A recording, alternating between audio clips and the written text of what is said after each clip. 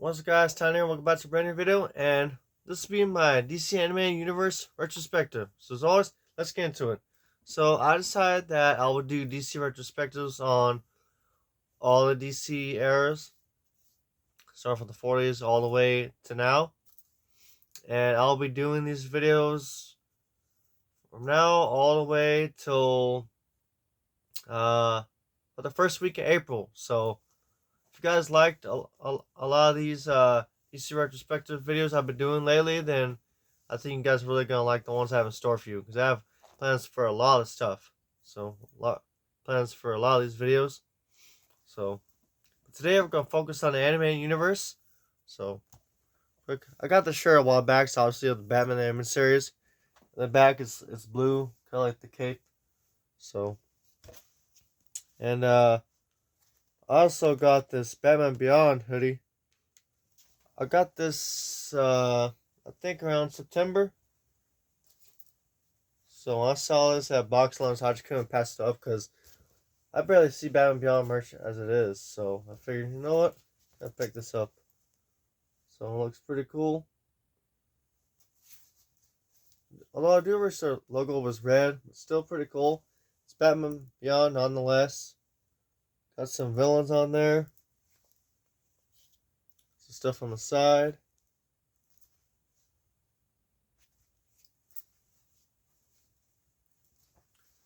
Got some stuff on the hood.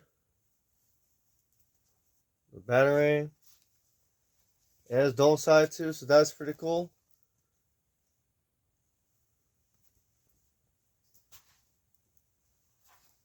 Got ink right here. Walnut sleeves. You got Spellbinder. Spellbinder is one of my favorite villains from Batman Beyond. So I think that was pretty cool. So now getting on to the anime universe. So these shows really set a standard for how a connected universe should be handled. So I'm gonna go through each show. So obviously gotta start with Batman the Animated Series. Like I said, this show really set a standard for how 2D animated shows can take a dark turn and really be a kid's show. Well, it was a kid's show, it was for adults too as well. So it's for multiple audiences, and I really do think that they really pulled it off. So I'll show various DVDs I have in the anime universe too. So I remember getting these when I was a kid. So it took me a while to get Volume 1 and Volume 2. Because again, when I was a kid, I just had Volume 3 and Volume 4. So I did get 1 and 2 later, obviously. But now I want to watch it. I just watched the series on the Blu-ray. So I will get the other series on Blu-ray eventually.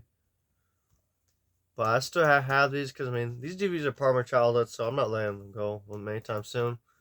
So Batman Animated Series is one of my favorite cartoons. I love how they had the Adventures of Robin. The Adventures of Batman and Robin. I think I had 15 episodes of that. Because Robin's one of my favorite characters. I'm glad that they had 15 episodes of that. So, later became Nightwing, got Dick Grayson. So, one of my favorite shows, without a doubt. Love the fact they had Barbara, Tim Drake, and Grayson in it. There's a lot of heartfelt moments in that series. Next up, we got Superman the Animated Series. There's a volume 6 right here. 1, 2, 3. Superman, in my opinion, is probably the best Superman cartoon. And the older cartoon really has a special place in my heart. Besides that, that's Superman related. Well, probably except for the new one, My Adventures with Superman. I'll admit, that cartoon is actually pretty cool. So, it's been a long time since we had a Superman cartoon since the animated series, so. But, cast was great. I'm glad they had Supergirl in there towards the end of the series. I know various DC characters made cameos in there, like, I think Kyle Rayner's Green Lantern, Aquaman, and The Flash, voiced by a different actor, not Michael Rosenbaum. I like the way the series took a dark turn, and I want to say it's the third season, I think, which on here is a volume 3 with Darkseid. And I mean, in my opinion, Michael Ironside is the best voice of Darkseid. So,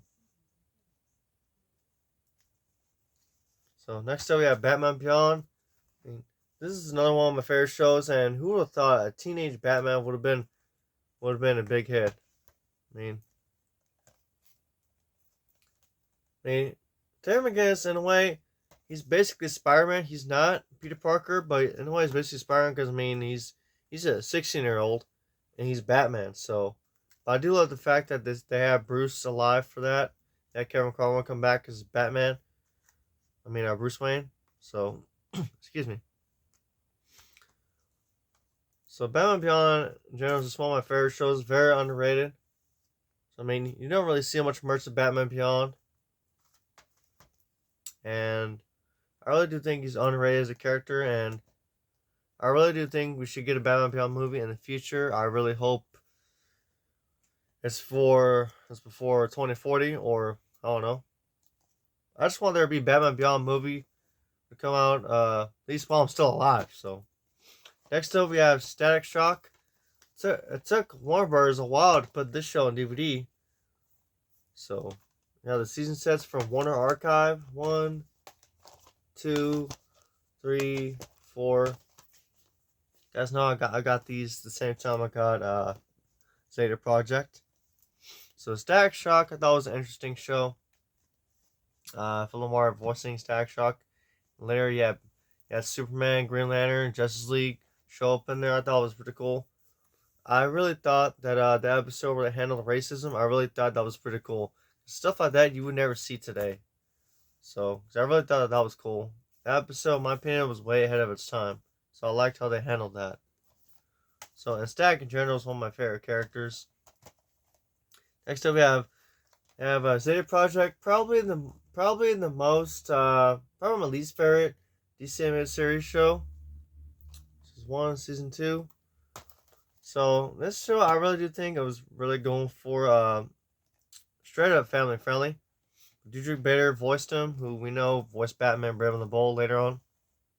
Did many voices. I don't know. I've only seen the show once, so I don't know. I think that could have been better tone wise, but in my opinion, I think it should have stuck to the tone that Batman Beyond went for. Because Batman Beyond, it was kid friendly at the same time. It was like, I don't know. Yeah, that contrast between Bruce and Terry, where the tone of the show is very mixed a little, but they get away with it. So next up, you have Justice League. So one of my favorite cartoons. Season 1, Season 2.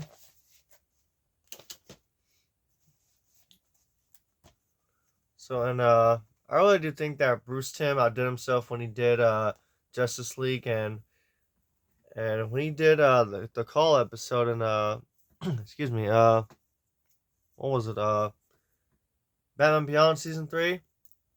That was basically the proof that they could handle multiple characters. So I'm glad that they decided to do Justice League show, and that show introduced me to a bunch of characters I didn't even know about. Like for example, Wonder Woman. I didn't know about Wonder Woman, or Green Lantern, or Hawkgirl, and Martian Manhunter, and the Flash. I got introduced to those characters from that show. So, cause I never read the comics before that when I was a kid. The cartoons were my introductions to basically everything. So, and I love the way they handle all the characters and stuff. And it's ironic how Michael Rosenbaum voiced the Flash, and he also voices Lex Luthor. And he plays Lex Luthor in Smallville. And they had the episode Justice League Unlimited where he got to be Lex and Flash's body. I thought that was so cool. So, but Comfort and Joy is definitely one of my favorite episodes of that series. For sure, Legacies. I really love that episode. It has to do with half of the Justice League going to another universe, basically with a bunch of comic book characters that Green Lantern grew up with, reading comics about. I thought that was pretty cool, especially the end scene They basically sacrificed himself in reality. I thought that was cool. Next up, we have the final show, Justice League Unlimited. So, just when you thought that Justice League couldn't get any better, they come out with this Justice League Unlimited. So, when I saw the first few episodes of this, I was just blown away. I mean, you had new characters like Green Arrow, Huntress, The Question. So, there's just one, two right there. So, I was just blown away by how they were able to manage all these characters. And the episode Booster Gold, I really like that one. And doing the show really shows that it's possible to make a connected universe in animation and just in general. So, and I really hope that James Gunn takes a lot of notes from the DC animated universe, which I think it will. So next up, I do want to mention the movies. So, Batman Mask of the Phantasm, one of my favorite anime movies of all time. Batman, Mr. Freeze, Sub-Zero, another one of my favorite anime movies of all time. I really like how this one has Robin in it. And Batman and Robin, they both shine in this. And I love the fact that Robin is working with Batman the entire movie. That is great. Mystery of the Batwoman, this one always gets left behind. I don't know why they never put it in the animated series box set or whatever. I always thought that was weird. Great score, though. All this stuff, all these shows, great music. Sure. Of course, Batman Beyond Return of the Joker. For sure, this is one of my top 10 animated movies of all time. I just love this movie and the way he faces the Joker and how they connected with the animated series. I just thought that was awesome. Superman Brainiac Attacks, I thought it could have been better, and it was so weird hearing two other people voicing Brainiac and Lex. I thought it was so weird. Clancy Brown, in my opinion, is Lex Luthor for the animated series.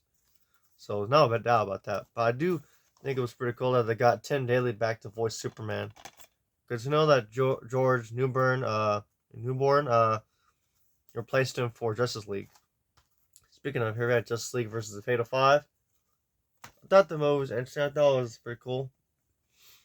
I'll get Batman and Harley Quinn eventually. I want to show you guys this here, the complete series sets right here. Batman, you guys know the Blu-ray. I just have this for display for the others, like Superman the Animated Series. I put one together on my show. I rearranged my DC shelf by chronological order, all the series. Have Batman Beyond, complete series. And I have Justice League. And the other two shows don't have complete series sets, but these do look pretty cool on the shelf when you actually put them together. So that's what they look like when you put them together. So, but the DC animated universe, what can I say? I have a lot of great memories watching these shows when I was a kid. You know, I started watching Batman when I was probably probably 3 when they used to show reruns on Kids WB. Batman Beyond came out. I saw a little bit of Superman. Then later on, saw a lot of Batman and Superman on Boomerang. This was before I had the whole series. And then Justice League, I watched most of the Justice League stuff on Cartoon Network. And then I got the DVDs. Same with Justice League Unlimited.